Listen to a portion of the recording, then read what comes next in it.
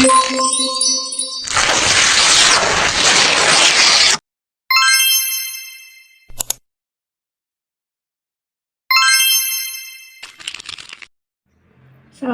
warahmatullahi wabarakatuh. Perkenalkan, nama saya Sandia Aulia Jasmine dengan NPM D1A023028. Pada video ini saya akan menjelaskan tentang materi pada pertemuan 1-7 dalam bentuk video sebagai tugas ujian tengah semester Bahasa Indonesia. Pada bab 1 ini, materi yang dibahas yaitu tentang hakikat bahasa Indonesia. Bahasa Indonesia merupakan bahasa resmi bangsa Indonesia setelah adanya kemerdekaan negara Republik Indonesia pada tanggal 18 Agustus 1945. Bahasa Indonesia memiliki hakikat sebagai bahasa nasional dan memiliki fungsi yang pertama sebagai lambang identitas negara, penghubung komunikasi antar budaya, suku, antar warga, dan juga masyarakat, lalu juga sebagai alat pengembangan pengetahuan dan juga teknologi. Lalu selanjutnya bahasa Indonesia juga sebagai memiliki kedudukan sebagai bahasa negara yang memiliki fungsi sebagai bahasa resmi negara. Lalu yang kedua juga sebagai bahasa dalam pengantar pendidikan, lalu juga pengembang dalam pengembangan pengetahuan dan juga teknologi. Bahasa Indonesia sendiri juga tercantum dalam Undang-Undang Dasar Negara Republik Indonesia nomor 24 tahun 2009, juga pada pasal 1 ayat 2 dan juga pada pasal 25. Bahasa Indonesia mengalami perkembangan dari masa ke masa. Sebelum Indonesia merdeka, pertama pada abad ke-7 Masehi, bahasa Indonesia dipakai sebagai bahasa kenegaraan Kerajaan Sriwijaya. Lalu ditemukannya pada prasasti di daerah Jambi, lalu Bangka Barat, dan juga Palembang. Prasasti ini bertuliskan Pranajari dengan bahasa Melayu kuno. Lalu selanjutnya yaitu Van Ophuijsen, seorang ahli bahasa Belanda yang menyempurnakan ejaan bahasa Indonesia yang tertuang dalam Van Ophuijsen. Contohnya yaitu J dibaca Y, lalu O dibaca U. Selanjutnya yaitu pada saat Kongres Pemuda II tahun 1928 dan 1938 Kongres Bahasa Indonesia. Setelah Indonesia merdeka, perubahan yang pertama yaitu setelah adanya yang pertama Undang-Undang Republik Indonesia tahun 1945, lalu adanya ejaan Suwandi, lalu yang ketiga ada Kongres Bahasa Indonesia yang kedua yang diprakarsai oleh Muhammad Yamin. Lalu pada tahun 1957 adanya bahasa yang diprakarsai oleh Profesor Prijono dan juga Eka Topo. Lalu di tahun 2021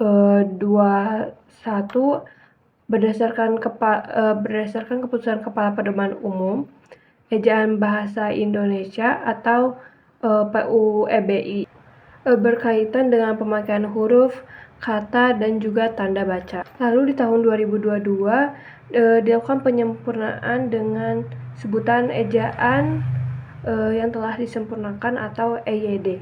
EYD berkaitan dengan penulisan huruf, kata, lalu tanda baca, dan juga penulisan unsur.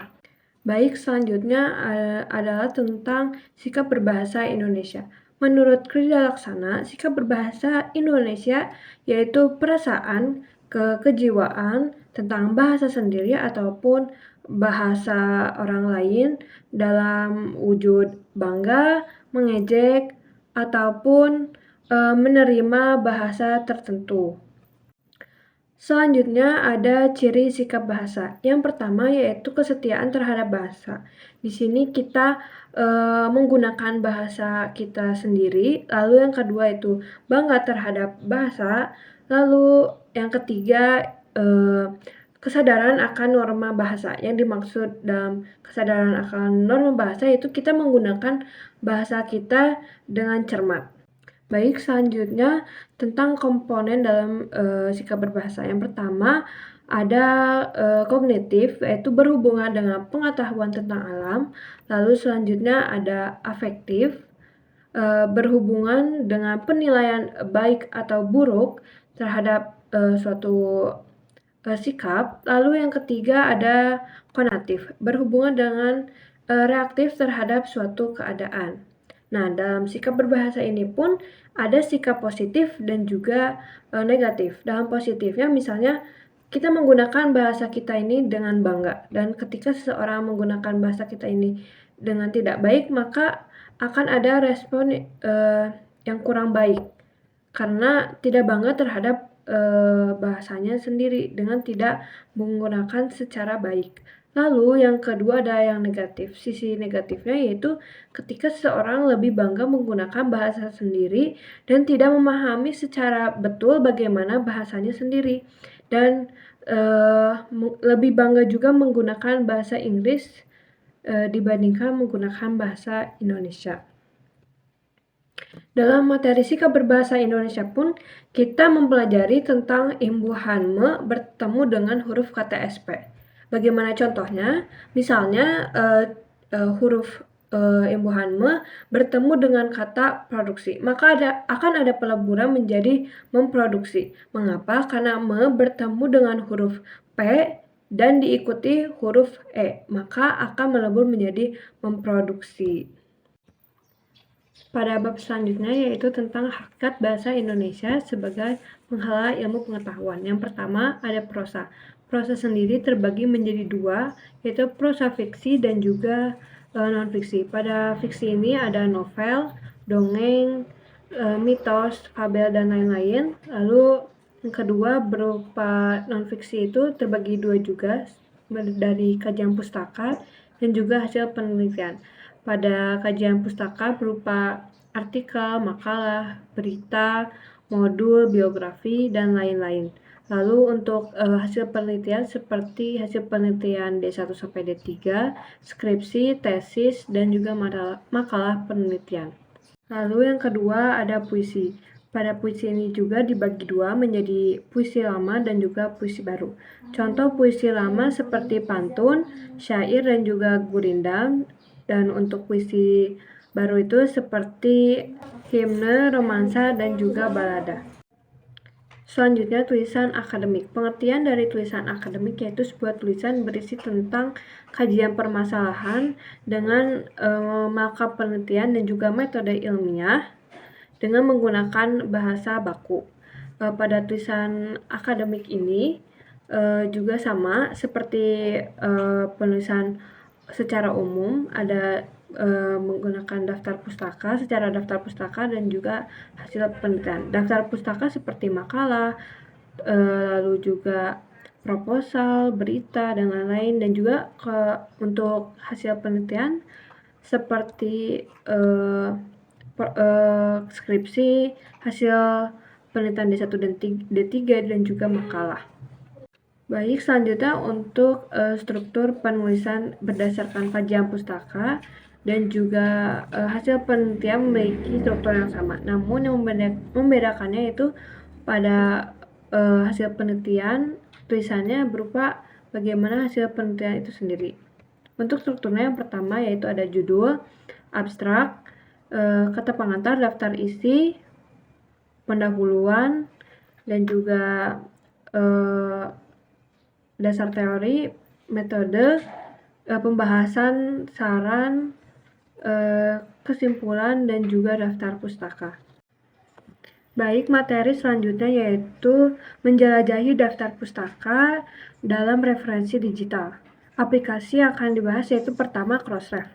Crossref merupakan aplikasi yang dikeluarkan pada tahun 2000-an sebagai bentuk kerjasama para penerbit untuk mencari referensi lintas penerbit jurnal secara online. Lalu yang kedua ada PDF Drive. Di situ merupakan aplikasi untuk mencari, melihat, dan juga mendownload ratusan buku dalam bentuk PDF. yang bisa kita dapatkan dalam waktu hitungan detik. Lalu yang ketiga ada aplikasi Mendeley. Pada aplikasi Mendeley ini pun terbagi tiga, ada Mendeley Web, Mendeley Desktop, dan juga Reference. Yang pertama akan saya bahas yaitu Mendeley Desktop. Mendeley Desktop ini dirilis pada tahun 2008, berisikan tentang citasi dan juga daftar pustaka. Lalu yang kedua ada Mendeley Web, berisikan tentang web server. Di situ kita bisa mengedit profil, mengelola referensi, dan juga melihat statistika informasi. Lalu yang ketiga ada Mendeley Reference. Mendeley Reference dirilis pada tahun 2019 dan untuk isinya sendiri hampir sama seperti Mendeley Web. Lalu selanjutnya yang keempat ada aplikasi Taylor Francis Online, berisikan tentang jurnal-jurnal yang berkualitas tinggi dengan publikasi secara global dan juga referensi hak cipta secara penuh melalui perjanjian. Lalu aplikasi yang kelima ada Google Trends. Di sini berisikan tentang hal apa saja yang menjadi topik trending dan juga populer. Juga bisa mencari kata kunci dan juga tujuan. Misalnya kita mencari tentang topik presiden, misalnya Pak Prabowo. Bagaimana pembicaraan di Indonesia yang paling banyak dibicarakan, misalnya di daerah Sumatera ataupun di Pulau Jawa, seperti itu. Baik, materi selanjutnya yaitu tentang presentasi ilmiah. Presentasi ilmiah sendiri memiliki arti yaitu seseorang yang memiliki kemampuan untuk menyampaikan ide atau gagasan dari hasil penelitiannya secara lisan dalam dunia pendidikan ataupun akademik. Tiga komponen dalam presentasi ilmiah yaitu ada tiga. Yang pertama yaitu komunikator sebagai penyampaian dalam materi, lalu yang kedua yaitu media yang dipakai dalam presentasi, lalu yang ketiga yaitu audiens sebagai penerima dari pemateri.